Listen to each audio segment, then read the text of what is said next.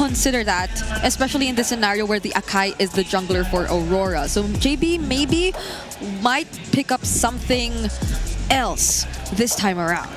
I still am waiting for the chip from JP.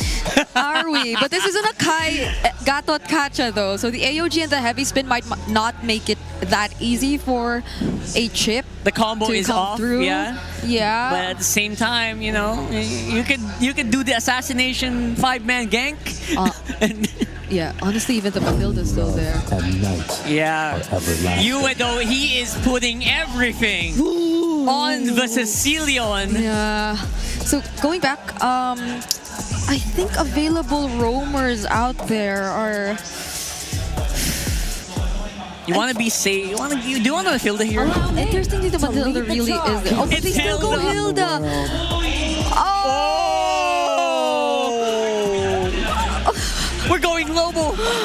Okay, what does Edward pick in this scenario? Edward has to have a very reliable XP laner. We might have to go Alice or... The Alice is there, but... Or Terizla here. It's the Terizla. Yeah. There you go. Okay. I mean, this is so... It's like plugging a hole in the sinking ship. I'm trying to digest everything that's happening.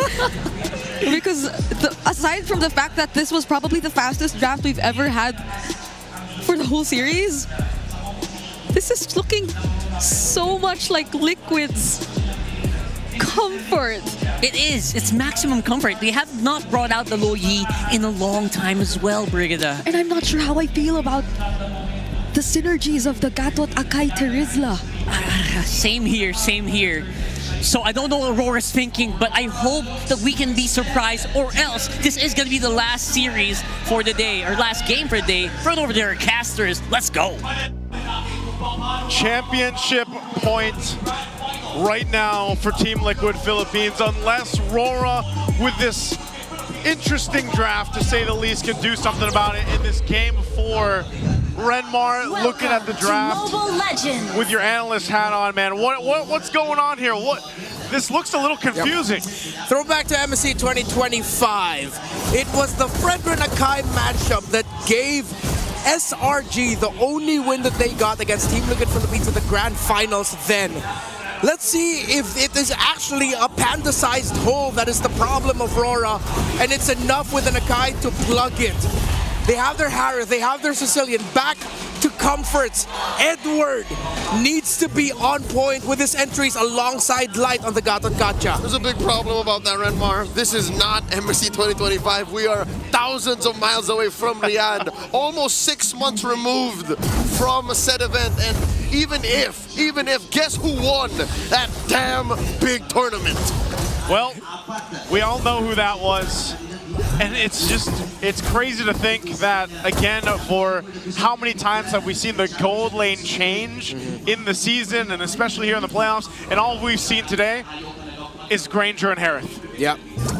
I mean, when it comes to these two gold laners, those are the top picks for both of them. The most synonymous with their MPL Philippines Season 16 versions. Lots of tough boots across the board because of all the crowd control that both lineups had. Lo Yi has had a terrible MPL Philippines Season 16.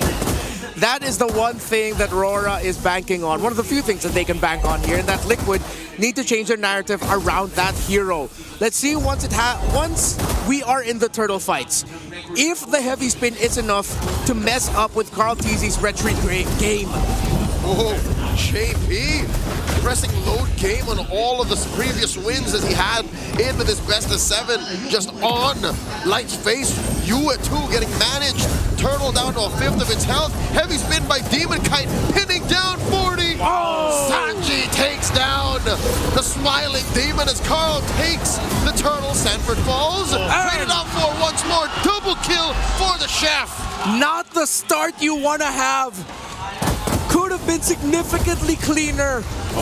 Aurora are gonna regret fighting that first turtle like that. But Aurora are still in this. Demon Dominic's been controlling OHEB in lane. Sanji's appearance here is one of the few times that Dominic's been able to show up. But now with OHEB, with a level gap, able to balance things out towards his favor. And this is the thing here too, JP, someone's got to control JP from Aurora, man. He's been having a hell of a time, probably one of his best series so far in his career against Aurora, game to game to game to game, and it's just, it's causing too much havoc on Demon Kite even to even have this kind of jungler that we're used to seeing for Demon Kite. Yeah, it was Sanford who was able to get this. Oh, AOG, oh, light misses. That's it. OHEB flickers out, Sanji 2. Close call, but Liquid will do anything to be able to keep this 1,000 gold lead. I'm seeing a lot of desperation from Aurora from the first 3 minutes and 30 seconds. Look, JP and Sanford, they're not letting this guy farm comfortably at all. This has been the toughest series Demon Kite has ever played all season long. That's what I said. I think maybe what they found out, one of the weak points here for Aurora to deal with that dominant gameplay we've seen all season from them is to put unbelievable pressure on Demon Kite. Again, and throughout the series, he has not been able to position himself to even contest the objectives the way that he wants, or that the way we're used to seeing Demon Kite. God, Light got JP on him and called easy. He goes down. Light takes a nap. Massive disconnect. I was surprised that it was that bush that Light was holding at that point. Just hold lower bottom mid, or in his perspective, it's upper mid. Oh. Brave Spider by 40, delaying Edward the retreat. I think he wanted to respond somewhere. Oh no, it's Sansan right on Edward. They send themselves down bottom, rotating towards the turtle. Big fight already. Salmon Force dropped by Dominkite. Liquid pushes them out of that favorable position as Liquid takes 2 for 2. A good use of the diversion to come help secure that second turtle. But now look at this, they're gonna put pressure on the purple. Red Death Purple right in DK's face. Carl TZ is a menace. He did not commit the turtle. He slowly used his abilities and basic attacks to take it down. Walked up, retribution away. And now the clock is starting to strike midnight, getting closer and closer to the story of Aurora ending with heartbreak. Edward gets hit with an Appraiser's Wrath, survives with about 10 HP, forcing Light to revitalize. Aurora's in that position now where, oh, hold on, Dominicite should be okay, but and JP again just being a nuisance all over the place. Aurora's in the position where they have to support Demon Kite or at least find a win somewhere else. Joseph, do you hear how ridiculous that sounds? It does. Support the Akai? He needs help. He needs so much more help. Aurora hasn't changed their game plan all series long. Instead of focusing on making sure that Demon Kite is comfortable, Demon Kite can get farmed, that the center of the map is good, they've been changing their focuses, putting a lot more focus on the Demon Kite, not putting enough focus onto Edward as well, and Demon Kite is suffering. I mean, look at this. They're centered around Demon Kite right now, too, as he falls further behind. Carl TZ, diversion trip to the mid lane. Again, what can Aurora do from this point?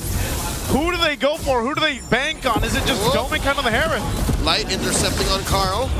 Sanford taps on Demon Kite, forcing that defensive heavy spin. Bravest Fighter already keeping back the Apex Predator. Oh no, Demon Kite's not gonna taste his purple once more. They're moving way too fast. Purple still goes to Carl TZ. Every angle, every entry point blocked off. Every member man-to-man zoned. Oh, onto the turret, in between it they go. Light's gonna be in trouble again, he's so low! Carl TZ with the Appraiser's Wrath, 7-4 dropped by Dominkite. The flicker from Sanji, backing out, push in mid, tier 1 down. JP sees the low health bar on Dominkite, and he's like, you know what? Nah, I won't risk it yet. We don't have that 6-7K gold lead we usually have. 6-7. You know what else is funny? The fact that JP stood there and showed him, yeah, I'm gonna let you go. Yeah. That must be some mental damage dealt to Dominkite's game. From the walkouts to what they're doing during the game, from walking out from the playing area to back to their huddle areas, it seems like that's been the story. Liquid have just been living rent-free in Aurora's heads. Aurora have not played their game all series long. Aurora have looked uncomfortable all series long. And now Liquid, it's their series to lose, their game to lose. Glowing Wand locked in for the Sicilian, but still, the lead is too far. This makes sense because a lot of us forgot throughout season 16, this is their house. This is where Stallions live and run free. They are the defending champions and they are bullying Aurora since game 1. Heavy spin, they isolate the goat. Cold easy, send underneath, TM3 down bottom. That's a kill for Aurora. There we go, that's something more. Right with an AOG! Intercepted by JP and Sanji. They lay down a smackdown on the light bravest fighter under that Kacha. They take him down, serving up a kill to Oheb. All part of the plan, I guess, for TLPH. Maybe Carl TZ wasn't supposed to be heavy spun into a turret, but TL still gets something and it's still on the purple. They don't even have the retribution, they just have the man advantage. And they still get it, and it's on the Granger of all people. Kiel 1 is a different beast. The day he woke up and he chose to be greater than ever. He chose to show the world, hey, I am the M3 MVP. I am a 3-time champion. Now he's looking to be a 4-time champion. This has to be heartbreaking for the Roras. It was Rora that had the most clear, coded intention of the season. Champions. That's it. No looking towards M7. Just get the championship. Finally win that chip for the org. They missed out on it in 14. Didn't even make it to the grand finals in 15. But now they are on the brink of just getting trampled by the hooves of Liquid. Juxtaposed to Liquid, who clearly said in their post-match interview last night, we're looking at M7. What is this? Another day in the office? I think it is just another day here for Team Liquid as it's another objective that's going to be going in the hands of Carl TZ. Aurora isn't even close to this. They're huddled around the tier 2 turret, trying to think of a plan on how to get this game under control. Joseph, is this a turquoise ube? They're really just stuck together. They're stuck, man. I don't know. I don't know what's happening here. Aurora, I think even for themselves, if the Stampede, for some reason, has just completely whiplashed them throughout this series 4 games in a row. And leading the charge is JP. Oh, diversion. Oh, they're all in there! They made out a heavy spin from Demon Kite, who was just doing this darkness to get his own purple, and he gets denied again. This is not a series at all for Demon Kite. Can't even touch his buffs. They have to watch the tier 2 turret fall. That Lord making its way down the bottom. Aurora needs so much more time to make this composition shine, and it's just not happening here. In a season where the defending world champions, Onyx Philippines, admitted they've forgotten who they are, Liquid are reminding the world who the hell they are right now. Closer and closer to immortality yet again. Edward gets defended down bottom. In comes Edward. Light with the intercept to the back line. Salmon Force dropped in. Light falls. Oheb gets another one. Snaps. Oheb goes down. Ewan gets a kill. Edward barely alive. Carl TZ goes down. Massive trade. Big win for Aurora. 2 for 1. Sanji gonna bite it 2. Make it 3. A big trade for Aurora. They lost the base turret, but Team Liquid has done this time and time again. That first Lord 5K ahead, they go into the base anyway. Now that was Aurora's fault. That was Edward and Light with the link up, the flank, the gank, the set, and Demon Kite getting the heavy spin to make sure that they can even get a kill onto Sanji. Now we've got ourselves a game. This is now within Light's reach. Let's take a look at the replay, exactly what happened. Again, Edward jumps in, Light comes from the back. They do get overloaded with damage, but they force it all this under the turret. So even when Carl goes down, Edward gets away with a sliver of health. Joseph, that is the magic keywords, under the turret. Under the turret. So, it's happened many times. So that means that wouldn't have happened elsewhere on the map. Yeah. Aurora has to take their lucky stars. Liquid were willing to overcommit.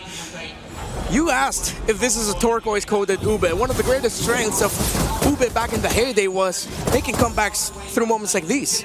Being able to come back just when you thought they'd lose one sequence or turn it around, there is still a significant lead that they have to chip away at.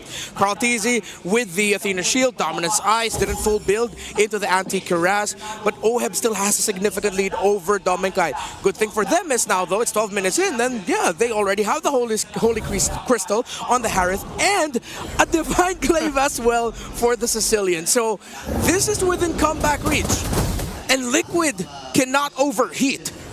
They can't overheat. Aurora, are they even in a position to want to contest this. For the first time in 12 minutes, yes, they're trying. JP. What a dance. JP taking that flank. Aurora have eyes on him. I'm pretty sure someone saw. JP comes in, Going for UA. eyes on UA, forcing that Bass face. Lord at a tenth of its health. Carl Deasy trying to keep it up. And then AOG on light. Lord still standing. Demon Kite secures after a heavy spin tango. And Carl Deasy goes down. Demon Kite finds him. Demon Kite falls. One for one trade. He's gone. The diversion's going to be used. Oh, They they can got still spotted. get out of there. They have to get out, but Demon Kite got the Lord. They go back. Salmon forced by Demon Kite, pushing Oheb out. Now the next target, gonna be Sporty. The Apex Predator gets missed. 3. In comes Oheb. Daddy JP to the rescue. And the Edward's going to miss. And Oheb's still firing off the back. JP finds Demon Kite. Edward gets taken out by his former brother Oheb. Now it's just you and Light left. What are they going to do? They have to deal with the Lord here. Light and UA will be able to clear out the minions, so it's going to be just that. Lord buys them time for Aurora to stay in the game. This is the most exciting the series has been all grand finals long. Liquid do not have the iron grip as they did. Aurora finding clapbacks. The heavy spin perfect. Demon Kite getting the retry, but it was Liquid with the counter punish yet again. They can't afford to do that because of the lead.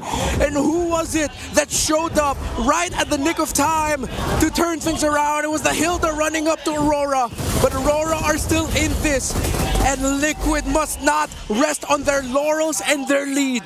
So 2 warning shots now Yep. to the cavalry. Hey, you slipped up once inside the base. Even outside the base, Aurora can clap back.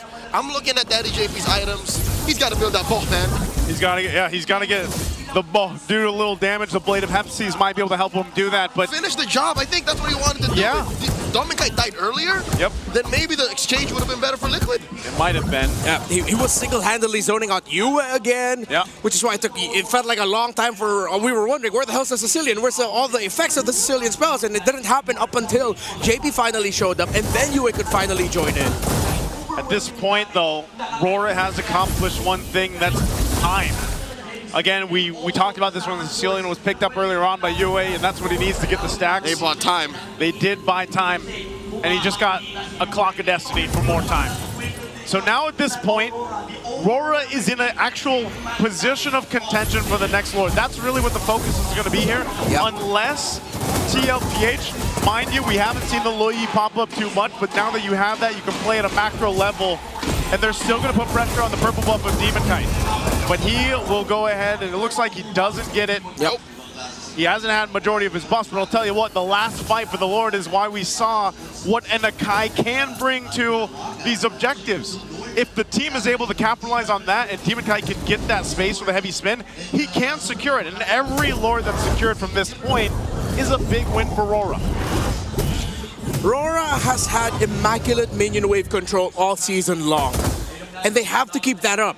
The lack of the turret in the bottom lane, the lack of good health on the turret in the mid lane, and they're up against Liquid Slow Yi, Sanji Slow Yi. How heartbreaking would it be if, despite everything that they've done in this game, it's the signature Liquid backdoor? Oh man, Demon Kite taking a ton of damage, already at half health. I'm looking at Demon Kite. He flushes Daddy JP out, and that is a huge threat. Maybe even worse than a split push.